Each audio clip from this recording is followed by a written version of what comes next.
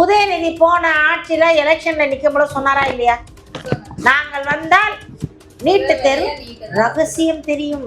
அந்த ரகசியத்தை அவரால் கண்டுபிடிக்க முடியும். 4.5 வருஷம் ஆகிப்போச்சு.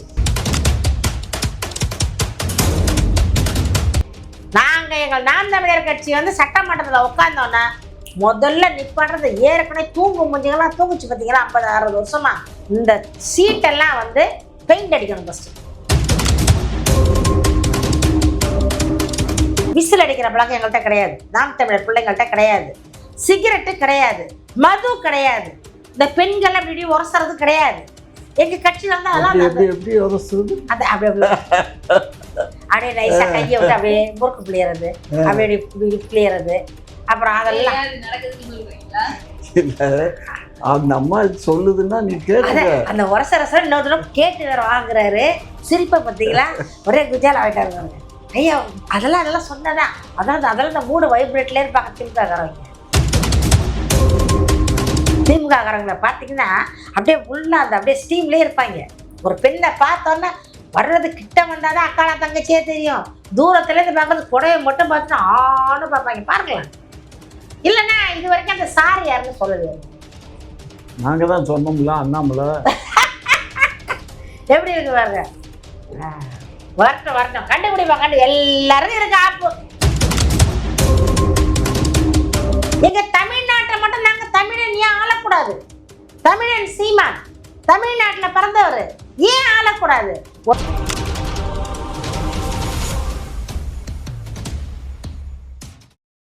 குக்கு செய்தி நேயர்கள் அனைவருக்கும் வணக்கம். இன்று நம்முடன் இணைந்திருப்பது திமுகவின் மூத்த முன்னோடி முனைவர் காமாட்சி நாயுடு ஐயா அவர்கள் மற்றும் நாம் தமிழர் கட்சியின் மாநில கொள்கை பரப்பு செயலாளர் அம்மா வன்னை சுமதி அவர்கள். இருவருக்கும் வணக்கம். வணக்கம். நீட் தேர்வுல பணம் தான் விளையாடுது அப்படின்னு சிஎம் ஸ்டாலின் அவர்கள் சொல்லியிருக்காங்க. இதை பத்தி அதிமுக எதுவும் பேச மாட்டாங்க, அதை பத்தி எந்த கேள்வியும் எழுப்ப மாட்டாங்க அப்படின்னு சொல்லிட்டு ஸ்டாலின் அவர்களே கூறியிருக்காங்க. இதை பத்தி உங்களோட கருத்து என்னது? அது எப்படின்னா கமிஷன் இல்லாம வேலை நடக்காது. நீட்டுக்கு கையெழுத்து போட்டது யாரு? ஜெயலலிதாவும் கருணாநிதி தான் கையெழுத்து போட்டது. ஜெயலலிதா போட்டாங்க போடல? ஜெயலலிதா போட்டாங்களா? போட்டாங்கன்னு நினைக்கிறேன். ஏன்னா அந்த மாதிரி இறந்துட்டுறாங்க. சரியாக அது மட்டும் வந்தது இல்லை. ஏன்னா அந்த மாதிரி பற்றி பேசுறது இல்லை யாருமே. இப்போ அந்த மாதிரி மறந்துட்டாங்க. இப்போ பூரா பேசுறது பூரா எடப்பாடியை பற்றி பேசுகிறாங்க. தலைவர் ஆகிட்டாரு. இப்போ ஜெயலலிதா அம்மா மறந்துட்டாங்க. பாதி பேர். நாங்கள்லாம் மறக்கலை, நிறைய பேர் மறந்துட்டாங்க. போட்டது கையெழுத்து போட்டது கருணாநிதி. அவர் தான் நீட்டு தேர்வை உள்ளே கொண்டாந்தது. கனிமொழி அக்கா சொன்னாங்க நீட்டு தேர்வை நாங்கள் ரத்து செஞ்சிருவோம்னாங்க. உதயநிதி போன ஆட்சியில் எலெக்ஷனில் நிற்கும்போது சொன்னாரா இல்லையா? நாங்கள் வந்தால் நீட்டு தேர்வு ரகசியம் தெரியும். அந்த ரகசியத்தை அவரால் கண்டுபிடிக்க முடியல. 4.5 வருஷம் ஆகிப்போச்சு. இப்போ இந்த அடுத்த எலெக்ஷன் வருது பாருங்க, இப்போ ஆரம்பிப்பாங்க. ஆனா அவர் அதிமுகவை தான் குறை சொல்லியிருக்காரு. அதிமுகவுக்கு இதை பத்தி பேச நேரம். ஐயே இவங்களுக்கு இதே பொழப்புமா. அறுக்கிற தாலியை பிறகு இவங்க அறுப்பாங்க. அவங்க தான் அறுத்தாங்கம்பாங்க.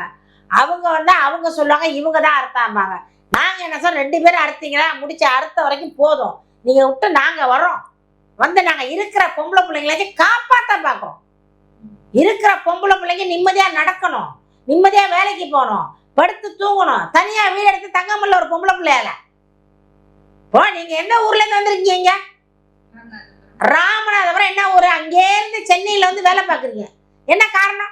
ராமநாதபுரத்தில் உங்களுக்கு வேலை வாய்ப்பு கிடைச்சா நீங்கள் இங்கே வர போறீங்க? வேலை வாய்ப்பு கொடுக்கணும். எல்லா ஊருக்குள்ளேயும் வேலை வாய்ப்பு அங்கங்க. ஒரு 4 பால் மாடை கொடுத்தா அந்த பொண்ணு அங்க மாடு மேய்ச்சு கரெக்டட்டும். ஏன் என்ன மட்டமான தொழிலா? எங்க ஆத்தா அப்பெல்லாம் பால் கறந்தா உங்க அம்மா அப்பெல்லாம் வளர்த்துருப்பாங்க உங்களை. இங்க பாருமா, சீமானுடைய அஜெண்டாவே அதுதானே. பால் மாடு, ஆட்டுக்குட்டி, மாட்டு, கோழி. அம்மா ஆஸ்திரேலியாவில் மாடு வளர்க்குறான். அமெரிக்கா உலகத்துல தலை சிறந்த நாடு. மாடு வளர்க்குறாங்க, ஆடு மாடு வளர்க்குறாங்க, செம்மறி ஆடு வளர்க்குறாங்க. கனடாவில் ஆடு மாடு பண்ணை வச்சு வளர்க்குறாங்க, கோழி வளர்க்குறாங்க. இங்கே பிலிப்பைன்ஸில் வளர்க்குறாங்க. சிங்கப்பூரில் மட்டும் வளர்க்க இடம் இல்லாததுனால வளர்க்கலை. மலேசியாவில் கோழி பண்ணை இருக்குது, ஆட்டு பண்ணை இருக்குது, மாட்டு பண்ணை இருக்குது, தேயிலை தோட்டம் இருக்குது, பால் மரம் இது இருக்குது. அந்த பால் எடுப்பாங்க, கித்தான்னு சொல்லுவாங்க, அதை எடுப்பாங்க. எல்லா நாடுலையும் இருக்குது. போய் ஸ்ரீலங்காவில் பாருங்க, ஆடு மாடு இருக்குது, தென்னை மரம் இருக்குது, வயல் இருக்குது, விவசாயம் இருக்குது. ஆந்திராவில் போய் பாருங்க எல்லாம் இருக்கு. கேரளாவில் பாருங்க எல்லாம் இருக்கு. மானங்கட்ட தமிழ்நாட்டு மந்திரிகள் வாழ்ற நாட்டில் ஒரு மயிர் இல்லை. அழிச்சிட்டாங்க எல்லாத்தையும். ஆடு இருக்கக்கூடாது, மாடு இருக்கக்கூடாது, கோழி இருக்கக்கூடாது, நாங்களே வளர்த்து நாங்களே வாங்கியாந்து கொடுப்போம். அப்பதான் கமிஷன் அடிக்க முடியும். கறி எங்க இருந்து வருது? இன்னொரு ஸ்டேட்ல இருந்து வருது. அதை வாங்குறதுல கமிஷன். கோழி எங்க இருந்து வருது? இன்னொரு ஸ்டேட்ல இருந்து. அதுல கமிஷன். நாமக்கல்ல இருந்தாம நமக்கு கோழி சப்ளை நாமக்கல், ஈரோடு. நாமக்கல் தான் ஓஞ்சி போச்சு. என்ன ஓஞ்சி போச்சு? அப்புறம் எதுக்கு வந்து பறவை காய்ச்சல் வந்தது? எதுக்கு வந்து கேரளால இருந்து அந்த லாரி எல்லாம் மடக்குனீங்க? கோழி லாரி எல்லாம். கோழி அவன் வந்து கழிவை கொண்டு வந்தாமா? கழிவு நீ நீங்க பாரு, கழிவை கொட்டுறது அது வேற. நீங்க வாங்குறது மாடு எங்க இருந்து வாங்குறீங்க? ஆடு எந்த ஊர்ல இருந்து வருது? எங்க ஊர்ல தான் இருக்கு. எந்த ஊரு? நாங்க ஆட்டை புறா ஒழிச்சிட்டீங்க, மாட்டை புறா ஒழிச்சிட்டீங்க. எல்லாம் வந்து சீமை பசுவையும் சீமை எருமையையும் கொண்டாந்து வச்சு நாட்டு மாடு நாட்டு பசு இல்ல, நாட்டு எருமை இல்லை, மாட்டுக்கு மேயறதுக்கு வயல் இல்லை. காலையில தூங்கி சொன்னா திராவிட மாடல் மாதிரியா இந்த மாடுகள் பூரா நிறைய ரேஷன் கடை வாசல்ல இருக்கு. உண்மையா பொய்யா? ஆமா. அப்ப 3000 மாடை மேய்க்க போறேன்னாரு உங்க தலைவர். மேய்ப்பாரு. இடம் இல்லைன்னு சொன்னீங்க. இடம் இல்லைன்னு சொன்னா 3000 மாடை எங்க நீ மேய்ப்பாரு? அது நாங்கெல்லாம் நீங்க தூர்வாரி நீங்க வச்சிருக்கீங்க. எவ்வளவு இடம் வச்சு வாங்குவோம்ல, அங்கங்க பட்டா போட்டு வச்சிருக்கதெல்லாம் வாங்குவோம்ல, அங்கங்க எழுதி வச்சிருக்க நிலத்தையெல்லாம் புட்டுங்குவோம்ல. அப்ப பாருங்க நாங்க என்ன பண்ணுறோம் சொல்லிட்டு இருக்கு. போய் மாடு மேய்க்க போறீங்க. ஆடு மாடு வளர்ப்பது வந்து சிறந்த ஒரு தொழில் மாதிரி. அது என்ன சொல்றாங்கன்னா சிஸ்டம் படி செய்யறவர். நீங்க வந்து கோமணத்தை கட்டிட்டு, அந்த காலத்துல வந்து வெயில் வேர்க்கும், அப்ப கோமணம் கட்டிக்கிட்டு தலையில முண்டாசு கட்டிக்கிட்டு அந்த மாட்டை ஒரு குச்சி எடுத்துட்டு போனா. இப்பெல்லாம் கம்ப்யூட்டர் எங்க மாடு மேயுது இங்க இருந்து சொல்லுவாரு, வாட்ஸ்அப்ல சொல்லுவாரு, ஒரு மாடு போய் சிக்கிட்டு இருக்கு பாரு, போய் இதை பாரு, எங்க பாரு ஒரு மாடு குப்புற விழுந்துருச்சு பாரு, தூக்குங்க போய், எங்க பாரு அந்த மாடை பால் கறக்க போறான் பாரு, கூட போ. எல்லாம் வாட்ஸ்அப் சிஸ்டம். நாங்க அந்த மாதிரி கொண்டு வரோம். இப்போ ஃப்ளைட்ல வந்து போறாங்க. ஃப்ளைட்ல முத கண்டுபிடிக்கும் போது என்ன சொன்னாங்க? என்னப்படி பறக்கும், இவ்வளவு பெரிய விமானம்னாங்கல்ல, பறக்குது இல்ல. சாப்பாடு கீழே தானே போகுது. அப்ப எங்க இருந்தது சாப்பாடு? சாப்பாடு மட்டும் வக்கனே வேணும்னு கேட்குறீங்கல்ல. காய்கறி வேணுங்கிறீங்க, தயிர் வேணும், எங்க அண்ணன் சொன்ன மாதிரி தான், கறி வேணும், மீன் வேணும், முட்டை வேணும், இதெல்லாம் வளர்க்கணும். நம்ம ஏழைங்கெல்லாம் ஒரு நேரத்துல வந்து கிராமத்துக்கு போனீங்கன்னா 4 மாடு இருக்கும், 10 ஆடு இருக்கும், 25 கோழி இருக்கும். இருக்குமா இருக்காதா? இருக்கும். இப்ப எங்க இருக்குமா? ஒண்ணு இல்லை. ஏன்னா அது மேயறதுக்கு இடம் இல்லை. இந்த நிலம் பூரா தரிசாயிடுச்சு. மழை பெய்யல, புல்லு கிடையாது, ஒரு வைக்கல் கிடையாது, நிலம் கிடையாது, வைக்கல் இல்லை, புல் இல்லை, புண்ணாக்கு விற்கிறது இல்லை. பூரா வந்து நீங்க கெமிக்கல் பண்ணா கொண்டாந்து வித்துறது, மாடெல்லாம் மரடா போச்சு. சரி மேம், இப்போ எல்லா நிலத்தையும் வித்துட்டாங்க, பட்டா போட்டு இது பண்ணிட்டாங்கன்னு சொல்றீங்கல்ல. இப்போ நீங்க ஆட்சிக்கு வந்தா எப்படி அந்த ஆடு மாடு எங்க போய் மேயும்னு கேட்குறேன். சுட்டதெல்லாம் நாங்க சுடுவோம்ல, திருப்பி நீங்க சுட்டு வச்சிருக்கீங்கல்ல, அதெல்லாம் வாங்குவோம். இப்போ நீங்க வந்து எல்லார்ட்டும் சீஸ் பண்ணீங்கல்ல, இப்போ எல்லாரும் சேர்த்து வச்சிருக்கீங்க. 1000 கோடி, 2000 கோடி, 50,000 கோடி, 1 லட்சம் கோடி, 1000 ஏக்கர் நிலம். எங்க ஓசூர்ல இருந்து ராமநாதபுரம் வரைக்கும் கட்சிக்காரனா பிடிச்சி வச்சிருக்கான். 1000 2000 ஏக்கர் நிலத்தை எடுப்போம்ல, கேட்போம்ல, விழா வரையா கேட்போம். யார் விட்ட இடம், யார் வாங்கினது, எப்படி வாங்கினா, எங்க வாங்கினா, இந்த பணம் உனக்கு ஏது, எப்படி வந்துச்சு, பிடிப்போம்ல. ஆட்சிக்கு தான் நடக்கும். அதெல்லாம் உண்மை. அதை ஏன் நீங்க கவலைப்படுறீங்க? நடக்கும் போது. இல்ல காரைக்குடி ஆட்சியா இல்ல தேவோட்ட ஆட்சியா? தமிழ்நாடின் அரசியல், நாம் தமிழர் கட்சியின் அரசியல், ஆண்மைமிக்க அரசியல், துணிச்சல் மிக்க வேட்பாளர்கள் நிற்பாங்க. 117 ஆண்கள், 117 பெண்கள் இருப்பாங்க. சட்டமன்றத்துல வந்து கேள்வி கணைகள் தொடுக்கப்படும். அப்படி அறிவார்ந்த கேள்விகள். உங்களை மாதிரி கேட்க மாட்டோம் நாங்க. உங்களை மாதிரி வந்து அப்படியே ஆண்டு தூங்குறது, அப்படியே வந்து சும்மா பைத்தியக்கார மாதிரி டேபிளை தட்டுறது, அதெல்லாம் நடக்காது. ஃபர்ஸ்ட் ஸ்டாப் பண்ணி டேபிளை தட்டுறதை நாங்கள் நிப்பாட்டுறோம். நாங்கள் எங்கள் நாம் தமிழர் கட்சி வந்து சட்டமன்றத்தில் உட்காந்தோன்னா முதல்ல நிப்பாட்டுறது, ஏற்கனவே தூங்கு மூஞ்சிகள்லாம் தூங்குச்சு பார்த்தீங்களா 50-60 வருஷமா. இந்த சீட்டெல்லாம் வந்து பெயிண்ட் அடிக்கணும். ஃபர்ஸ்ட் பெயிண்ட் அடித்து அதை வார்னிஸ் எல்லாம் போட்டு சுத்தம் பண்ணணும். ஃபர்ஸ்ட் எல்லாம் பார்த்தா ஐயரை வச்சு ஓமெல்லாம் வளர்த்து அதுலேருந்து பீடையெல்லாம் ஒளியட்டும், அந்த தூங்குற பீடையெல்லாம் ஒளியட்டும் சொல்லிட்டு எல்லாத்தையும் ஒழிச்சிட்டு புதுசாக எங்கள் சட்டமன்றத்தில் நாம் தமிழர் உறுப்பினர்கள் போய் உட்காருவாங்க. எப்ப 2041 இல்லையா? நீங்க பாருங்க. இப்போ அதாவது எதுவுமே வந்து இப்படிதான் வந்து காமராஜர் அவதூறுப்படுத்தினாங்க. காமராஜர் அவரை ஒழிச்சாங்க. அடுத்தது எம்ஜிஆர் வந்தார். அவரை வந்து கேவலப்படுத்தி மலையாளத்தான் அவன் இவன் சொல்லி அவரை கேவலப்படுத்துறாங்க. அம்மையார் ஜெயலலிதா வந்தாங்க.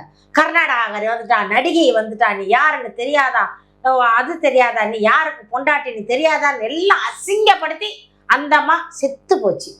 இதெல்லாம் பண்ணது ஒரே கட்சி தான். தானை தலைவர், தங்க தலைவர், எங்கள் முத்தமிழ் அறிஞர், அனைத்தையும் வித்தவர். அவர் தான் வந்து அதெல்லாம் வந்து மூளை வந்து இந்த கிரிமினல் மூளை. யாருக்கு என்னென்ன எழுதி கொடுக்கணும், எப்படிலாம் பேசணும், எதை சொன்னா அவுட் ஆவீங்கன்னு தெரியும். அதே ஸ்டைலில் பேசுறாரு பாருங்க. எதை அடிச்சா நம்ம ஆஃப் ஆகும்னு தெரியும். நாங்களாம் ஆஃப் ஆக மாட்டோம். நாம் தமிழர் கட்சி பிள்ளைங்க. எங்க பிள்ளைங்க உட்காரட்டோம்னா இந்த டேபிள் தட்டுறதை முதல் நிப்பாட்டுவோம். ரெண்டாவது எல்லாரும் கை தட்டுறா. இப்போ எங்க நாம் தமிழர் கட்சி இல்லம்மா. இப்போ நாங்கள் யாரும் கை தட்ட மாட்டோம். எதாச்சும் ஒரு கை தட்டினா திரும்பி மறைப்பார் அவர். விசில் அடிக்கிற பழக்கம் எங்கள்கிட்ட கிடையாது. நாம் தமிழர் பிள்ளைங்கள்ட்ட கிடையாது. சிகரெட்டு கிடையாது, மது கிடையாது, இந்த பெண்கள் அப்படி உரசுறது கிடையாது. எங்க கட்சியில வந்து அதெல்லாம் அப்படியே நைஸா கையை விட்டு அப்படியே முறுக்கு பிள்ளையறது, அப்படியே பிள்ளையறது. அப்புறம் அதெல்லாம் நடக்குதுன்னு சொல்றீங்களா? அந்த அம்மா சொல்லுதுன்னா நீ கேட்டு அந்த உரசரச இன்னொரு தடவை கேட்டு வேற வாங்குறாரு. சிரிப்பை பார்த்தீங்களா, ஒரே குஜால் ஆகிட்டாரு பாருங்க. ஐயா அதெல்லாம் சொன்னதான். அதெல்லாம் இந்த மூடு வைப்ரேட்லேயே இருப்பாங்க திமுககாரங்களை பார்த்தீங்கன்னா. அப்படியே ஃபுல்லாக அந்த அப்படியே ஸ்டீம்லேயே இருப்பாங்க. ஒரு பெண்ணை பார்த்தோன்னா வர்றது கிட்ட வந்தாதான் அக்காலா தங்கச்சியே தெரியும். தூரத்துலேருந்து பார்க்கறது புடவை மட்டும் பார்த்துட்டு ஆன்னு பார்ப்பாங்க. பாருங்களேன். இல்லைன்னா இது வரைக்கும் அந்த சார் யாருன்னு சொல்லலையே. நாங்க தான் சொன்னோம்ல அண்ணாமலை. எப்படி இருக்கு பாருங்க. வரட்டும் கண்டுபிடிப்பா. எல்லாருக்கும் இருக்கு ஆப்பு, எல்லாருக்கும் இருக்கு. ஒண்ணு அண்ணாமலை இல்லைன்னா சீமான். ரெண்டு பேர்த்துல யாரோ ஒருத்தர். யாரு? சீமானா இருக்கும், இல்லைன்னா அண்ணாமலையா இருக்கும். பாத்தீங்களா? ஏன்னா நியாயத்தை பேசுறாங்க, உண்மையை பேசுறாங்க, தட்டி கேட்கறாங்க.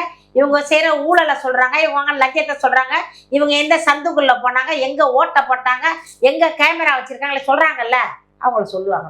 ஏன் அண்ணாமலை என்ன பண்ணாரு? அவர் ஜென்டில்மேன். அப்படியா? அவர் ஜென்டில்மேன். அதனாலதான் பிஜேபியில இருந்து அத்தனை பொம்மநாட்டியும் வெளியில வந்து அள்ளி தொலைச்சதுங்களா?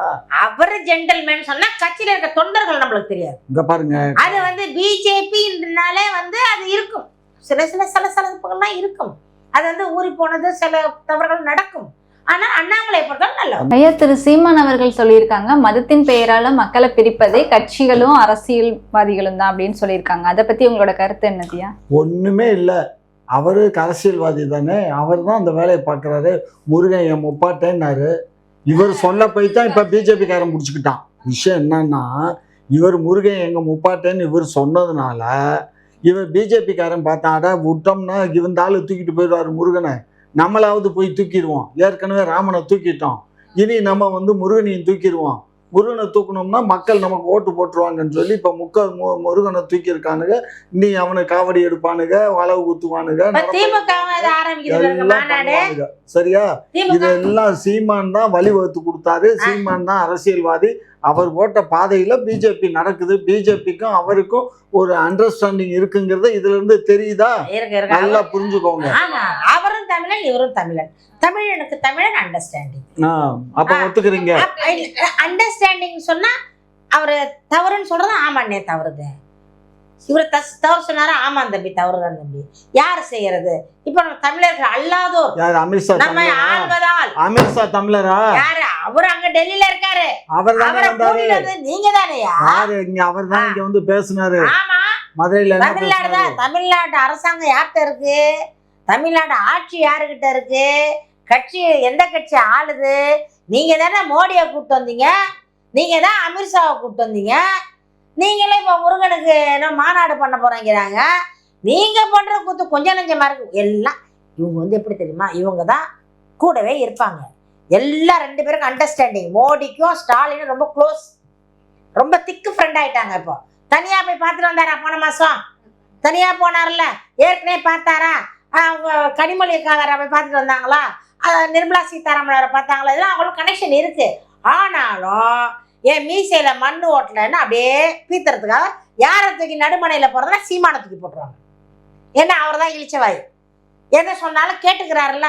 எங்கள்கிட்ட அதிகாரம் இல்லை, நாங்கள் கேட்டுக்கிட்டு போறோம். நீங்க பண்ற அநியாய அக்கிரமம் மக்கள் பார்த்துட்டு இருக்காங்க. ஏன் அதிகாரத்தை என்னாச்சு? சேட்டு கடையில உங்களோட அநியாயம் அக்கிரமம் நீங்க இல்லம்மா, உங்க அதிகாரத்தை சேட்டு கடையில அடவு வச்சிட்டீங்களா? ஆமா, சேட்டு கடையில வைக்கல, அப்புறம் ஆந்திராக்காரங்கள்ட்ட அடவு வச்சுட்டோம். ஓ, ஆந்திராக தெலுங்கு வாழாக்கிட்ட அடமானம் வச்சுட்டோம். வச்சுட்டு இப்ப பாருங்க, நாங்க வந்து அவதிப்படுறோம் தமிழ்நாட்டுல. ஒண்ணு இல்லாம கர்நாடகாவை யார் ஆள்றான்? கர்நாடகா. ஆந்திராவை யார் ஆள்றான்? கேரளாவை யார் ஆள்றான்? அதனாலதான் அந்த நாட்டு மக்கள் நல்லா இருக்கிறாங்க. நம்ம தமிழ்நாட்டை தமிழன் ஆளல. தமிழன் ஒரே ஒரு தமிழன் காமராஜர் வாழ்ந்தாரு. அவர் வந்து கட்டார், நிறைய அணையை கட்டினாரு, நிறைய பள்ளிக்கூடங்கள் கட்டினாரு, பிள்ளைகளை படிக்க வச்சாரு, மதிய உணவு கொண்டு வந்தாரு, சாலைகள் போட்டாரு, நிறைய பண்ணினாரு. ஆனா அவர் ₹1 சொத்து சேர்க்கல. அவர் சாகும் பொழுது வெறும் ₹100 ஒரு வேட்டி தான் இருந்துச்சு அவர்கிட்ட. கடைசி வரைக்கும் வாடகை வீட்டுல இருந்தார். அவர் தான் மனிதர், அவர் தான் முதலமைச்சர். அவரை வந்து கருவாட்டுக்காரி மகன் அவ இப்படி அப்படி இவர் வந்து காமராஜர் இவர் சொல்ற அவதூறு பரப்ப ஆரம்பிச்சது கருணாநிதி அன்னைக்கு ஆரம்பிச்சது தான். அவரை ஒழிச்சிட்டு அதுக்கப்புறம் அண்ணா வந்தார். அண்ணாவும் ஒரு ஆட்சி கூட பண்ணல, அவர் போயிட்டாரு. போனே அவர் வந்து அடுத்தது வந்து எம்ஜிஆர் தான் இருந்தார் அந்த இடத்துல. உடனே பார்த்தாரு மக்கள் பூரா எம்ஜிஆர். இப்ப எப்படி சீமான் மேல பாசமா இருக்காங்க, சீமான் வந்தா எப்படி இளைஞர்கள்லாம் சுத்துறாங்களோ அதே போல எம்ஜிஆர் பின்னால் சுத்துறாங்க. உண்மை சுத்துறாங்க. அப்ப பார்த்தாரு இவரு, விட்டாக்கா இவங்க நாட்டை பிடிச்சிருவான்னு சொல்லிட்டு உடனே கணக்குல கேட்கிற மாதிரி பிரச்சனை பண்ணி உடனே அவர் வெளியில அனுப்பி எம்ஜிஆரை பிரிச்சு விட்டு கட்சியில இருந்து தூக்கி எல்லாம் பண்ணினது யாரு? கருணாநிதி. அவர் சாணக்கியம், அவர் சரியான வந்து ஜகஜால கில்லாடி சொல்லுவாங்களா, ஜகஜால கில்லாடி. கருணாநிதிக்கு வந்து அது ஆளுதான் கொஞ்சம் குள்ளம், ஆனா மூளை வந்து பெத்த பெருசு, பெத்த.